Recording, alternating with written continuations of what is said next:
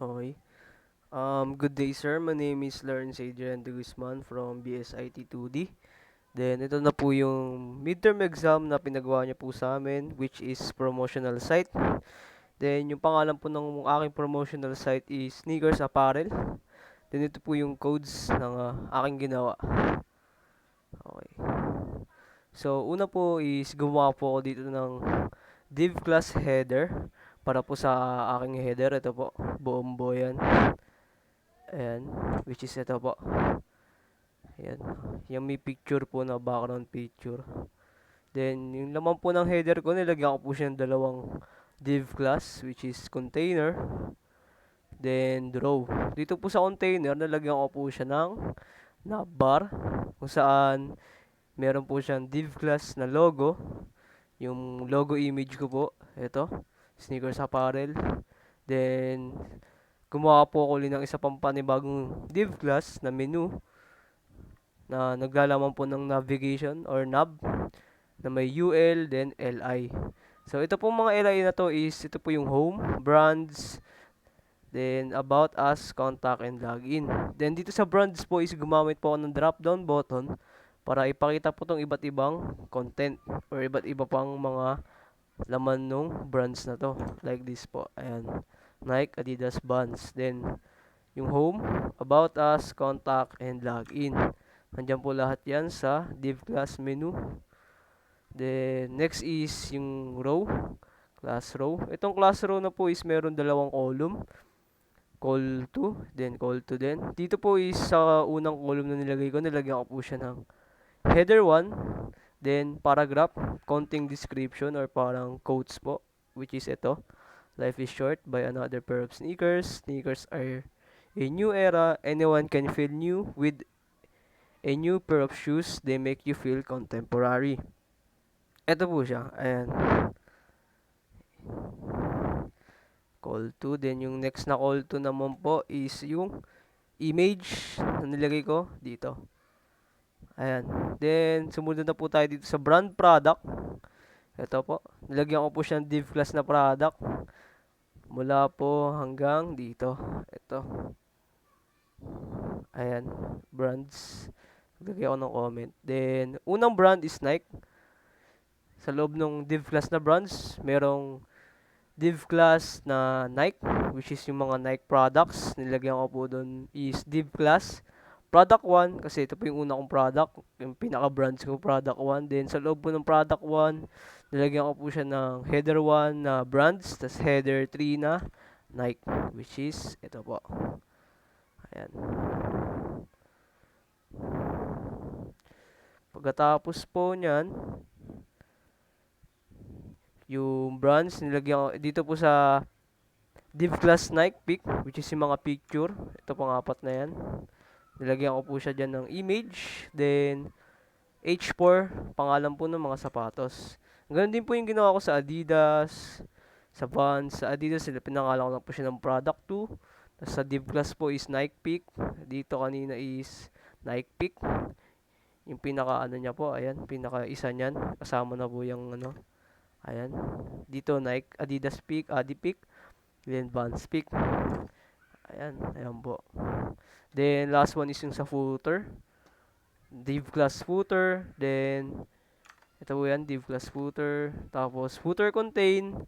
Yung nilalaman po ng mga footer ko. Ay di, tatlong class po yung nilagay ko dyan. Una is yung row. Kung saan nandun po yung div class na DL app or para dito po sa download our app. Download our app for Android and iOS mobile phone. Nilagyan ko po siya ng H3, download our app, paragraph the download app for Android, then para naman po doon sa logo app or yung parang logo po ng App Store or Play Store, nilagyan ko po siyang div class logo app, then yung image. Then next po is yung logo ko po para sa logo for footer, div class logo for footer, yung laman niya is yung logo picture ko po. Then next one is div class follow, parang dito po nyo ipa-follow, ganun, parang follow us, yun. Nilagyan ko po siya ng H na follow us. Then, nilagyan ko ng UL or list, LI, Facebook, Twitter, Instagram, and TikTok. Then, last one, naglagay po ako ng maliit The P or paragraph, copyright, class copyright, then copyright 2023. So, next ko naman po ipapakita is yung CSS po nung pinaka-home page. Which is ito. Una, body po is margin 0, padding 0, header. Ito po, picture, URL, background size, cover, ayan. Then, sa header row, which is ito po, yung mga ano niya. Then, sa logo image, meron po kong border radius na 150. Ayan. Then, sa menu, background color, ito po. Ayan. Parang ano na po na yan, medyo transparent po. Ayan. Menu, ito. Menu. Then, nasan yung container ko? Ito po. Ito muna mga menu list. Menu list, dito po is yung style niya is none. Para di po siya, ano, yan, naka-none po yan. Padding 0, margin 0. Then menu UL, display inline, margin right 130 pixel, then text align center. Ito, ayan. May mga margin po yan, tapos naka-text align na center. Then meron po siyang font size na 25 pixel. Then, yung sa pinaka-text naman po, text decoration, none. Tapos ayan po, link text color, which is black. Wait lang. Ayan, black. Then, padding 5 pixel, 10 pixel. Then, border radius na may 5 pixel. Ayan. Then, dun po sa ano na yun, may hover. Pag nadaanan po siya ng hover, nagiging background color niya is white. Then, sa container po, ito yung container ko. Yung parang gray na transparent. Meron po siya max width na 1,300 pixel, naka margin auto, padding left 25, then right 25 pixel, then background color, nandyan na po yan, hindi ko na anong tawag sa color na po, parang gray na transparent po. Then, yung sa row, ito po, display flex, align item center, flex wrap, then justify content, space around. Tapos yung sa column 2, yung mga column, flex basis 50%, minimum width ng 300 pixel. Tapos yung sa image po, may maximum width na 150%, padding 30 pixel, then 0. Tapos naka-border radius din po siya na 80 pixel. Then dun sa paragraph, naka-text align center with 25 pixel font size. Next po dun, itong drop down button is nandito po yan sa brands. Ayan, may padding na 16 pixel, font size na 25, background color, ayan, parang gray po. Then sa drop down, yung position niya is nakapa-relative inline block din. Tapos yung content, display, naka-none po. Tapos position niya is absolute. Minimum width 160 pixel. Back shadow is parang ano po kulay, parang black. Hindi ko po ata na ano 'to eh. Back shadow. Then, tas yung drop down content, yung A or yung pinaka-text, decoration na, tas display block. Tas yung hover po, kapag nadadaanan din po siya, white din. Or na ano ng cursor. Ayan. Tas dito, sa drop down ko, drop down hover, tsaka drop down content, display block din po. Tas dito, white ulit. Hindi, doble ata. Ay, hindi tama. Wait. Dito po yan. White. Yan. Next, dun sa CSS ng all products design dito sa homepage. Pinagdikit-dikit ko na po kasi same lang din po sila. Which nakikita nyo naman po. Pare-parehas. Yung product 1, may maximum width po siya ng 1,200 pixel. Margin 0 auto. Ito po yan yung parang pinakaganto. Inspect ko lang po. Para makita. Ayan. Ayan po, ayan, product. Yan, ayan po siya. Meron din dito.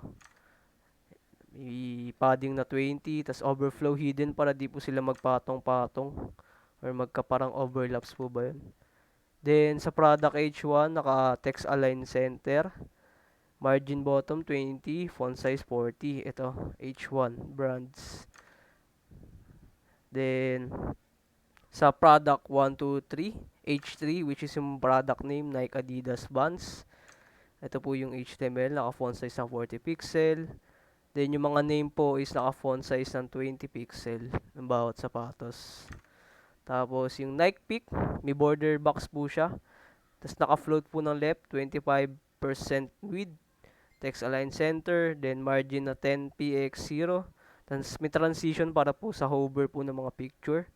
Na is and out, 0.5 seconds. Ayan. Ito po na yung hover niya. Nung peak.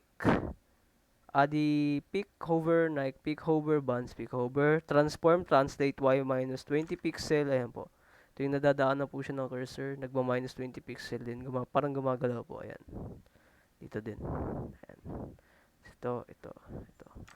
Then, Nike Peak. Uli, yung image po, nilagyan ko po 100, syempre 100%. Then, yung height niya is naka-auto. Nilagyan ko din po ng border na 2 pixel solid black. Ayan, yung border. Last one is sa footer. Background color na gray. Script. Ito, footer, ayan po. Gray. As yung row, naka-flex, display flex, justify content space between, align center. Then yung mga image, DL up, image, follow, naka-flex one, then naka-text align, center. Ayan, naka-center po lahat yan. Center. Then yung sa DL up, H3. Ito, download our app. Naka-text align center din, may font size na 35 pixel. Then yung logo up ko po is naka 400 pixel. Logo footer image, ito logo up. Logo footer image, saka 250 pixel width. Margin left na may 100 pixel, 20 right. Border radius na 50 para magmukhang cube. Or para basta may dito, may curve. Then yung sa UL, nakalistan none, tas 25. Ito yun, yung UL ko po, sa follow us. 25 pixel, follow LI. Then, para may transition din po, nilagyan ko po siya ng all. 0.3 seconds is, ayan. And follow LI hover na may color gray. Yung text. Then, kapag pinindot nyo po, nagbabago po yung background color niya na white. Then, yung cursor niya is nagbabago, nagiging pointer. Then, ayun. Ito, para po sana to sa sa responsiveness, kaso masyadong mahirap na di na po kayo ng oras, di ko na nabago. Yun lang po. Then papaliwanag na po dito sa brands kasi bawat dito po sa menu list na to is may link. Pag pinindot nyo yung homepage, ayan po, sa brands, yung Nike, same pa rin po siya ng CSS ko tsaka ng codes. Ang pinagbago lang po is ilagyan ko po siya ng description.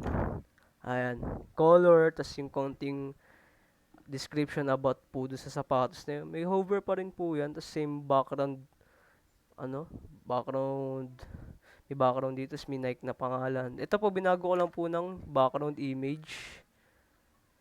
Nike, kumuha po ako sa internet. Ayan, tas may mga text na rin po, tas yung hover, may ganun pa rin. Ganun po sa Adidas, nakalink din. Ayan. Ilagyan ko lang din po ng description yung mga picture.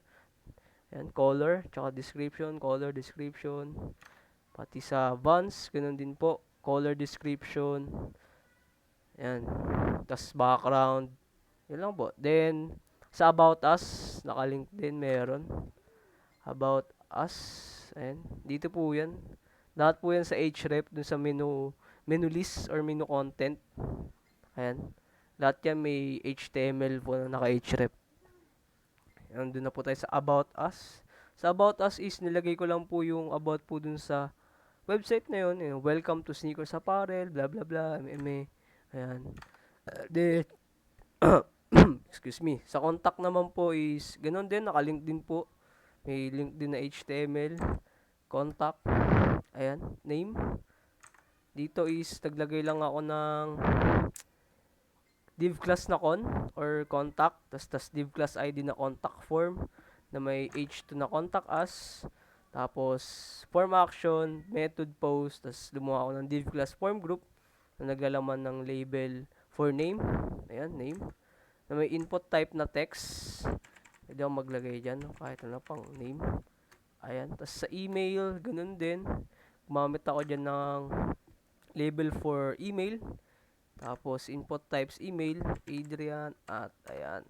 Then sa message, gumamit po ako ng label for message, text area ID is message. Tapos submit form, button type, submit button. Yun. Then last one is sa login. Yung CSS po nito is ganun din po, ano, tawag dito. Ang ginamit ko po siya is yung sa header ko. Parang pinatong ko lang po siya. Yung pinaka-contact us. Ayan. Actually, parang di ko po nilagay. Ito.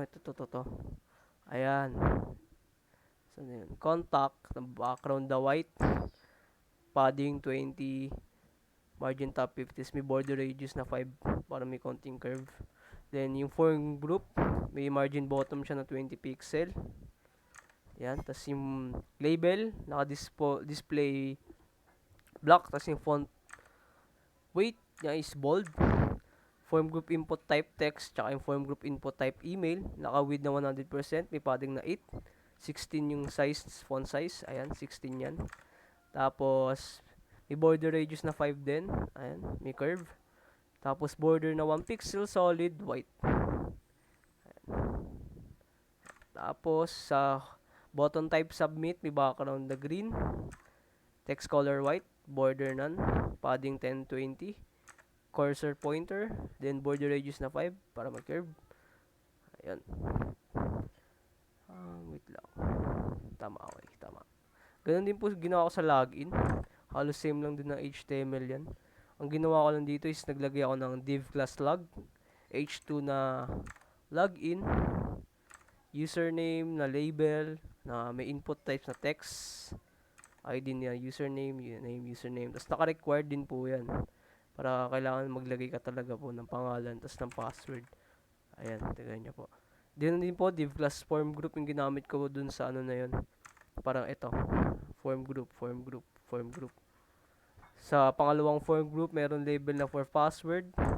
Input type password para naka-hidden po siya. Para po sa password yan. Then yung last one is button type submit. Login. Button. Ayan. Login. Wala kasi yung database pa yan eh. Pero kapag yan po, walang password, bilalabas na please fill out this field, which is yung sa required. Yun lamang po. Sana po nagustuhan nyo po yung gawa ko. Thank you, sir.